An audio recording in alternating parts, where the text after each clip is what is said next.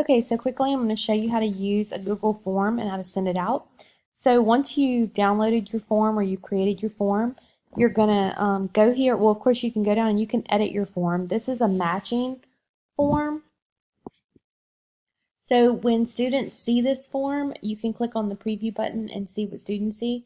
But to answer this, they would have each word and then they can scroll over and pick which one matches it. This is good if you have a matching so that you don't have the same answer multiple times.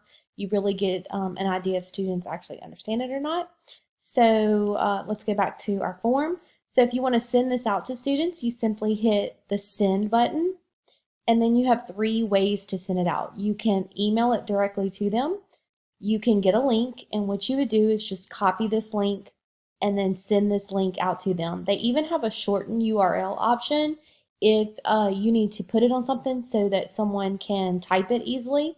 That's another good way to send out a form if you need to put it on a flyer or maybe a back to school informational form that you're getting for students. So you copy that and then you paste that wherever you want to. You can put it in Google Classroom as an assignment. You can put it in your OneDrive.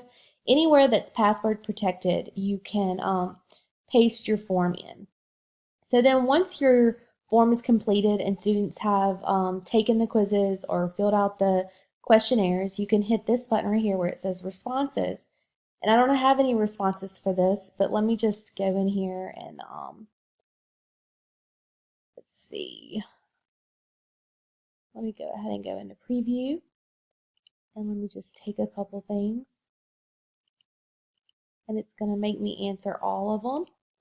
And once you get all of this data is actually going to populate in your form. So this is going to be where you're going to get that data from. So if I were to take this test, okay, so once I had some data, I went and took the test. So that's going to give me a response. I didn't do well on this test, so I'm going to warn you ahead of time. So what that's going to do is let me look at my data. So that's going to tell me the number of responses that I have. It's going to give me an average, a median, a range. I can look at an overall summary.